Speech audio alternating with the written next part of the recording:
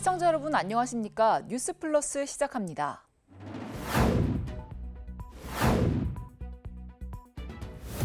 이재명 정부가 침체하는 소비 진작을 위해 30조 원 규모의 대규모 추경에 나섭니다.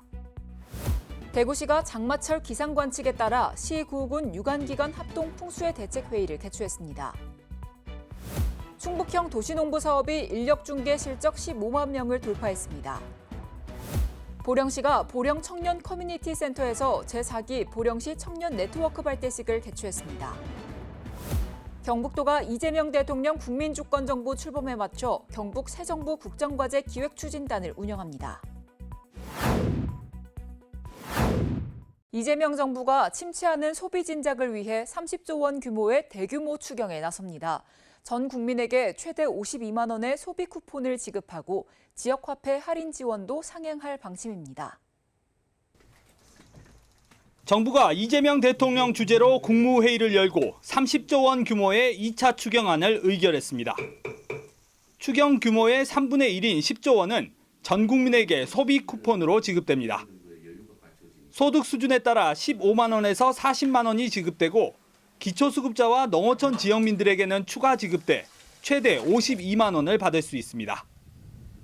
지역화폐 할인율도 대폭 확대됩니다. 비수도권 지역화폐 할인율은 10%에서 13%로 확대하고 인구 감소 지역은 15%까지 할인받을 수 있습니다. 이재명 대통령은 지금 경제 상황은 정부의 역할이 중요하다며 추가 추경 의지도 내비쳤습니다. 민간이 과열되면 억제하고 민간이 너무 과도하게 침체되면 부양해야 되는데 지금은 너무 침체가 심해서 정부의 역할이 필요할 때라는 생각이 들어요. 광주는 신산업 분야 투자 촉진 분야로 인공지능 사업 예산 50억 원을 확보했습니다. 당초 정부 측이 요구한 70억 원보다는 작은 규모지만 민생 중심으로 지역 현안 사업 예산이 대부분 누락된 것과 비교하면 성과입니다. 2단계가 내년 초에 이제 추진될 거고요. 그 중간 과정에서 브릿지 사업으로 일부 예산이 추경에 반영될 것으로 저희는 파악하고 있습니다. 이번 추경안은 국회의 심의를 거쳐 하반기 중 집행이 시작될 것으로 전망됩니다. KBC 이영길입니다. 수도권 소식입니다. 동대문구 한마음 걷기 대회가 2천여 명의 주민이 참여한 가운데 홍릉 숲길에서 진행됐습니다. 지난 14일 국립산림과학원 홍릉숲길에서 2025 동대문구민 한마음 걷기의 날을 성황리에 개최했습니다. 워킹시티 동대문구 선포식과 함께 시작된 이번 행사에는 약 2천여 명의 주민이 참여한 가운데 2km 구간을 가족, 친구, 이웃과 함께 걸으며 건강과 힐링을 함께 했습니다. 현장에서는 서울시민체육대축전 우승 힙합댄스팀의 축하 공연과 금관 오중주 연주, 푸짐한 경품 추첨 등 다채로운 프로그램도 이어져 큰 호응을 얻었습니다. 구는 앞으로도 모두가 즐겁게 걷는 워킹시티 동대문구를 만들어가겠다고 밝혔습니다.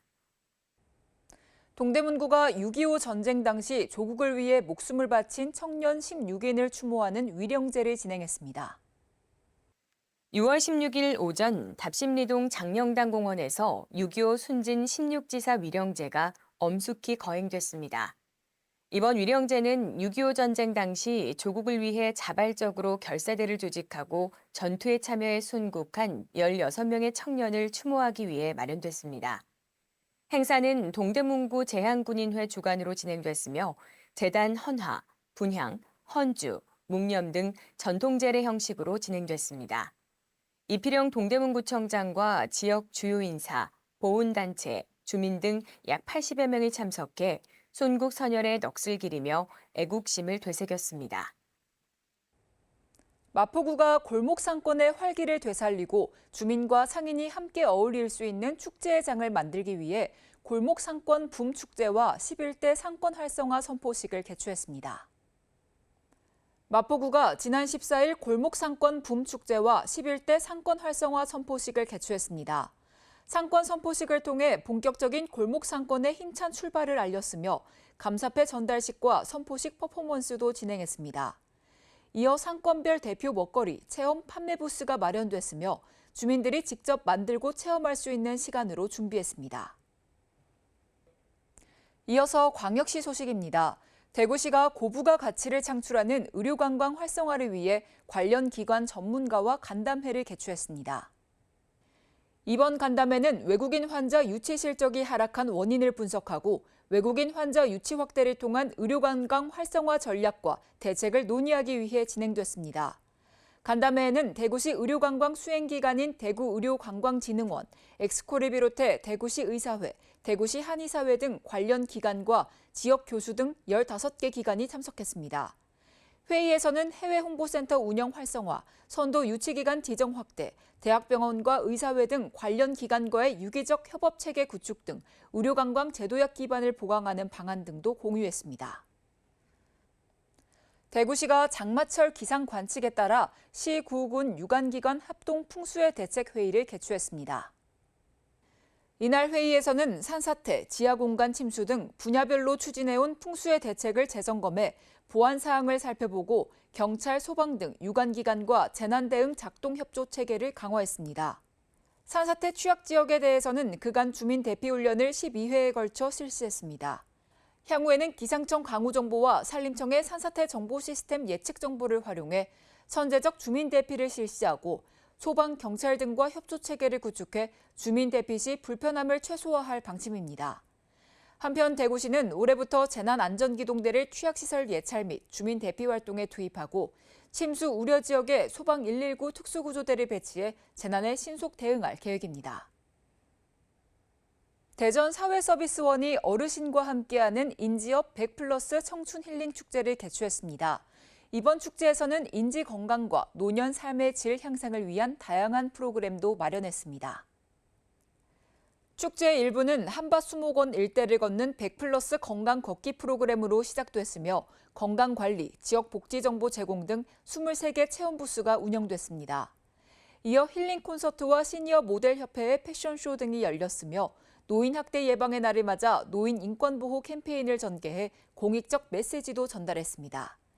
2부 개회식에서는 노인 여가복지시설 발전 유공자에 대한 표창이 진행됐으며 인지건강 슬로건 퍼포먼스로 인지건강의 중요성도 알렸습니다. 대전시가 대전 디유니콘 라운지에서 제4기 디유니콘 프로젝트에 선정된 10개 기업의 현판을 수여하고 글로벌 유니콘 기업으로의 성장 지원을 가속화했습니다. 이번 현판 증정식은 이장우 대전시장을 비롯해 민간 투자사 대표 등이 참석했으며 유망 기업의 미래 가능성을 축하하고 격려하는 자리로 마련됐습니다. 디유니콘 프로젝트는 대전시가 2022년부터 추진 중인 유망기술 창업기업 성장 지원 프로그램으로 지역 기업을 발굴해 글로벌 유니콘으로 육성하는 것을 목표로 하고 있습니다. 이들 기업은 향후 성장 도약 자금 지원, 디유니콘 라운지 전용 공간 우선 이용 등 맞춤형 지원을 하며 밀착형 컨설팅과 정책 연계를 병행해 성장 지원할 계획입니다. 이장우 대전시장은 대전이 가진 과학기술 기반과 혁신 역량을 바탕으로 잠재력 높은 기업을 유니콘급으로 성장시켜 나가는 성공 모델을 만들어가겠다고 밝혔습니다. 계속해서 강원도 소식입니다. 춘천시가 해양 수호에 헌신하는 해군 장병에게 감사의 뜻을 전하기 위해 교류 행사를 개최했습니다. 동명을 공유한 특별한 인연을 바탕으로 지난 2023년 9월 춘천함과 자매결연을 맺은 시는 이번 교류 행사를 통해 우호 협력 관계를 굳건히 다지고 해양 수호에 헌신하는 해군 장병들에게 감사의 뜻을 전했습니다. 이날 행사에는 금산초등학교 학생을 비롯해 지역 주민, 춘천문화원, 한백록 기념사업회 관계자 등 80여 명이 참석한 가운데 함정 내부를 직접 둘러보며 해군 장병들의 노고를 체감하는 시간을 가졌습니다. 시는 해군 춘천함과의 지속적인 교류를 통해 해양 안보의 중요성을 널리 알리고 국방과 민간이 협력하는 모범 사례로 발전시켜 나갈 방침입니다. 평창군이 지역 일반 음식점 영업주를 대상으로 2025년 식품위생교육을 권역별로 실시했습니다. 이번 교육은 한국외식업중앙회 평창군 지부가 주관한 행사로 남부권은 평창군 문화예술회관에서 북부권은 진부면 문화복지센터에서 각각 진행됐습니다. 총 600여 명의 영업주가 참석한 가운데 외식업 현장에 필요한 식품 위생관리 수칙부터 노무관리, 식중독 예방, 평창군 위생시체까지 실무 중심의 교육이 이뤄졌습니다. 특히 박건희 평창군 보건의료원장이 직접 강연자로 나서 몸과 마음이 건강한 삶이라는 주제로 스트레스 관리와 건강한 생활 습관을 전하며 큰 호응을 얻었습니다. 평창군은 앞으로도 외식업 종사자들의 건강과 위생 역량 강화를 위한 지속적인 지원을 이어갈 예정입니다. 평창군이 급변하는 정책 환경과 지역사회 변화에 대응하기 위해 지역 리더 역량 강화와 군정 목표에 대한 공감대 형성을 위한 리더십 아카데미를 운영합니다. 이번 아카데미는 사전 신청한 지역 기관장과 사회단체장 등 100여 명을 대상으로 6월부터 12월까지 매월 둘째 주 목요일 서울대학교 평창 캠퍼스에서 조찬과 함께 진행됐습니다. 리더십 아카데미는 지역 공동체, 인구 변화, 건강, 경제 등 다양한 주제를 다루며 각 분야의 전문가의 특강과 100분 토론 형식으로 구성돼 지역 리더 간의 소통과 협력의 장으로 마련됐습니다. 첫 번째 특강은 6월 12일 오전 7시 허태균 고려대학교 교수가 지역 공동체를 주제로 진행했으며 7월 10일에는 조영태 서울대학교 교수가 인구 감소를 주제로 강연을 진행합니다. 특히 오는 10월에는 강원연구원과 협력한 정책 토론회도 예정돼 있어 리더십 아카데미에서 논의된 주제들이 실제 정책에 반영될 수 있도록 추진할 계획입니다. 평창군은 리더십 아카데미가 지역 리더들에게 변화에 대응하는 통찰력을 제공하고 협력적 거버넌스 구축을 통해 군민이 행복한 평창을 만드는 데 이바지하길 바란다고 밝혔습니다. 이어서 충청도 소식입니다. 충청북도 투자유치 60조 원 달성 기념 행사를 청주 상공회의소와 공동으로 개최했습니다. 행사에서는 먼저 충북도와 청주시, LG에너지솔루션, 영동군, 샘표식품 간 투자 협약을 체결했습니다.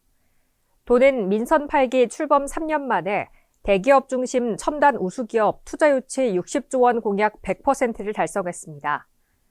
산업별로는 첨단 산업 분야 투자 유치 금액의 75.3%가 집중돼 충북도가 국가 첨단 전략 산업의 중심에 있음을 확인할 수 있습니다. 앞으로는 도민의 삶의 질 향상에 직접적으로 기여할 수 있는 분야와 제조업 경쟁력 강화를 지원할 수 있는 지식 기반 서비스업 등에 대한 투자 유치를 강화할 예정입니다. 오송을 중심으로 바이오 첨단 기업을 유치하고 인공지능, 첨단 모빌리티, 로봇 등 신산업 분야 스타트업 벤처기업 유치를 확대합니다. 그리고 인구 감소 지역에 대해 일자리를 창출하고 복합 문화센터 등을 건립해 청년 인구 유입을 촉진할 계획입니다. 충북형 도시농부 사업이 인력 중개 실적 15만 명을 돌파해 전년 대비 3배 이상 증가세를 기록했습니다. 전년도 같은 기간 약 5만 명 대비 3배 이상 증가세를 보였습니다. 현재까지 누적 참여자 수가 36만 명을 달성했고 연말까지 50만 명을 목표로 하고 있습니다. 충북형 도시농부 사업은 도시지역 유휴 인력을 농촌 일손으로 연결해 농촌 인력난 해소와 도시민 일자리 제공이라는 대표적인 상생 모델로 평가받고 있습니다. 도는 도시농부를 수확, 손질 작업이 집중되는 증평군 부추농가에 투입하고 수확한 농산물을 바퍼 작업장에서 가공한 뒤 납품하는 연계형 사업을 구축했습니다. 기존에 유실되기 쉬웠던 농산물을 새로운 자원으로 연결한 사례로 앞으로 마늘 쪽파 농가로의 확대도 계획하고 있습니다. 보령시가 보령 청년 커뮤니티 센터에서 제4기 보령시 청년 네트워크 발대식을 개최했습니다. 보령시 청년 네트워크는 청년들이 직접 정책을 연구하고 제안하며 지역 내 청년들과 소통하며 실질적인 정책을 발굴하는 참여 기구입니다. 새롭게 출범한 제4기 청년 네트워크에는 보령시에 거주하거나 활동하는 청년 38명이 참여합니다. 임기는 2027년 5월 12일까지이며 교육 참여, 복지 문화, 일자리 주거의 3개 분과로 나뉘어 운영됩니다. 청년 네트워크는 매 분기 전체 회의를 개최해 정책 제안, 청년 행사 참여, 정책 모니터링 및 홍보 등 다양한 청년 이슈를 발굴하고 분과별로 세부 정책 과제를 논의할 예정입니다. 이날 김동일 보령시장은 청년들이 꿈꾸는 삶을 OK 보령에서 실현할 수 있도록 적극 지원하겠다고 말했습니다. 계속해서 경상도 소식입니다. 경북도가 이재명 대통령 국민주권정부 출범에 맞춰 경북 새 정부 국정과제 기획추진단을 운영합니다. 기획추진단은 새 정부 국정기조를 면밀히 분석하고 대통령 공약사항을 포함한 지역 현안과 발전 과제를 국정과제화하기 위한 임시 조직으로 김학홍 행정부지사가 단장 역할을 맡아 새 정부와 협력을 본격화합니다. 도와 22개 시군, 경북연구원이 추진단 운영 주체가 되어 중추적 역할을 수행하고 도정책자문위원회를 포함한 민간 전문가들의 자문도 병행해 변화하는 국정 운영 방향에 적극 대응할 계획입니다.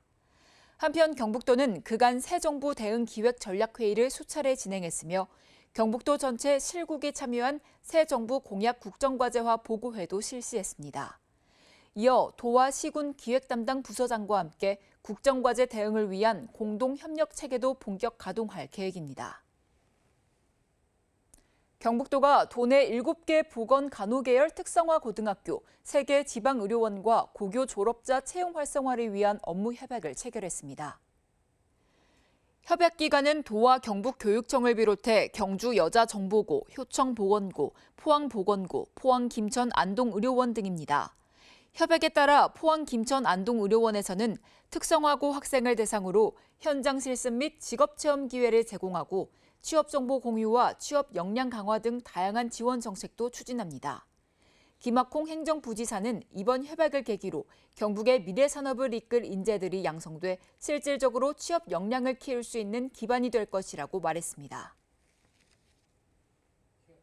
광주 전남 소식입니다. 대중교통 자전거, 보행을 뜻하는 대자보 정책은 강기정 광주시장의 핵심 정책 중 하나입니다. 광천권역 교통대책 역시 대자보를 근간으로 하고 있는데요. 문인 북구청장이 이것으로는 부족하다며 추가 대책이 필요하다고 지적했습니다. 강기정 광주시장은 대자보 정책을 바탕으로 광천권역 교통대책을 내놨습니다.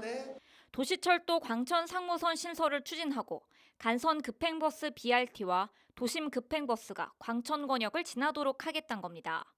또 광주천을 건너는 보행로인 에코브릿지를 만들고 브릿지에 올라가는 보도는 차선을 줄여 만들겠다고 밝혔습니다. 그러나 문인 북구청장은 강 시장의 대자보 정책만으론 더현대 광주 인근의 교통난을 해결할 수 없다고 비판했습니다. 차량 교통도 보완해야 한다는 주장입니다. 대자보 정책이 꼭 나쁜 것은 아닌데 이제 차량 교통 부분을 통제해가지고 차를 못 들어오게 하겠다. 이렇게 하는 것은 한계 있잖아요. 더현대 광주 건축 허가를 내준 북구는 4가지 조건을 내걸며 광주시를 향해 이행을 촉구했습니다.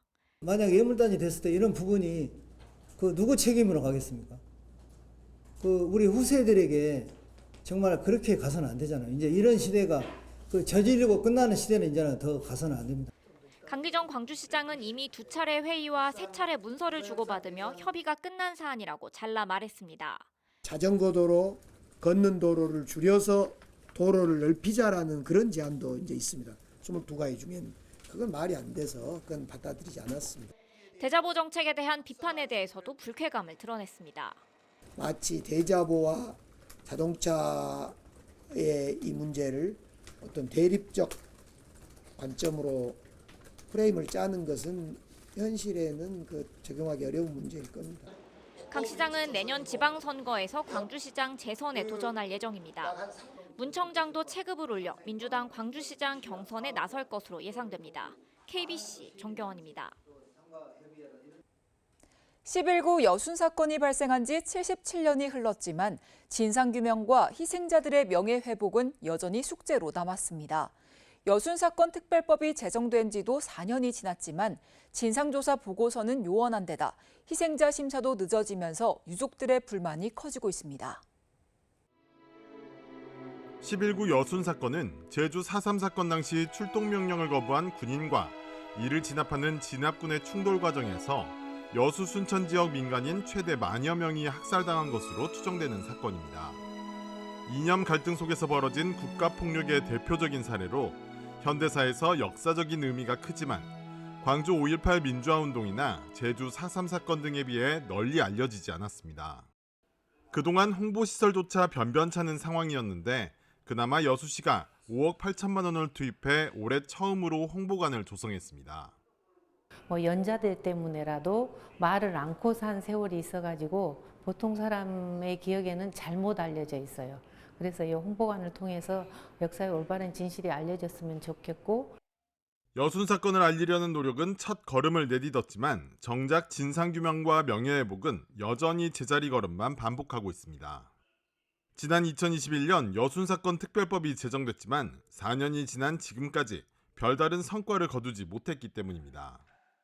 특별법의 핵심인 여순 사건의 공식 보고서 작성 기획단은 보수 편향 인사들로 구성됐다는 논란 속에 성과 없이 지난해 4월 1기 활동을 마무리했습니다. 2기 기획단은 아직 구성조차 하지 못한 상태여서 법정 시한인 내년까지 보고서를 내놓지 못할 것이라는 우려가 큽니다. 여순 사건 희생자와 유족을 심사하고 결정하는 중앙위는 단 한 차례도 대면 회의를 열지 않은 사실이 알려져 유족과 지역민들의 분노를 샀습니다. 위원회가 한 번도 제대로 열린 적이 없습니다. 지금 이번 위원들 구성부터 진상 보고서 작성 기획단까지 그대로 좀 인원들이 이럴 수 있는 인원들이 만들어져야 됩니다. 사건이 발생한 지 77년이 지나고 특별법까지 만들어졌지만 여전히 갈 길이 먼 여순 사건의 진상규명. 새롭게 출범하는 이재명 정부에서는 여순 사건 희생자와 유족들의 명예를 회복하고 77년간 풀지 못한 한을 달랠 수 있을지 주목됩니다. KBC 박송호입니다. 특별자치도 소식입니다. 제주 도심 한복판에 아이들이 흙을 밟고 나무를 만지며 생태 감수성을 키울 수 있는 숲속 체험 공간이 마련됐습니다. 제주도는 제주시 건입동 사라봉 공원에 가족 친화형 생태공간 유아숲 체험원을 열고 운영에 들어갔습니다. 사라봉 유아숲 체험원은 10,000제곱미터 규모로 전국 주요 식물들이 식재된 야외 체험학습장을 비롯해 대피소와 어식 놀이터 등 11개 놀이시설과 음수대 등 편의시설을 갖춘 숲속 교육공간입니다. 제주도는 올해 하반기부터 유아숲 지도사 2명을 배치해 유치원 어린이집 대상 시범교육을 운영하기로 했습니다. 내년부터는 전문기관을 통한 정기 교육 프로그램도 마련할 예정입니다.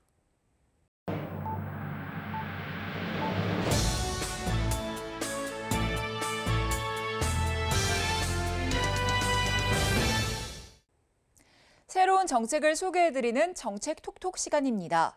문화체육관광부가 여름철을 맞아 숙박세일 페스타를 진행합니다. 이번 숙박세일 페스타 행사에서는 13개 광역지자체와 함께하는 지역특별기획편을 비롯해 비수도권 지역 숙박시설을 대상으로 하는 본편, 산불 피해 특별재난지역편 등 숙박 할인권 총 40만 장을 배포합니다. 먼저 28일부터 30일까지 지역특별기획편을 통해 숙박 할인권을 발급하는데요. 강원, 경남, 경북 등 13개 광역시도 숙박시설 중 7만 원 이상 숙박 상품을 예약할 경우 5만 원의 할인 혜택을 받을 수 있습니다. 이어지는 본편 할인권 배포는 내달 2일부터 7월 17일까지 수도권을 제외한 비수도권 지역의 숙박시설을 대상으로 진행하며 자세한 내용은 2015 대한민국 숙박 세일 페스타 공식 누리집에서 확인할 수 있습니다. 이어서 다음 정책 소개해드립니다. 산업통상자원부가 12월 31일까지 올해 에너지 바우처 사업 신청을 받습니다.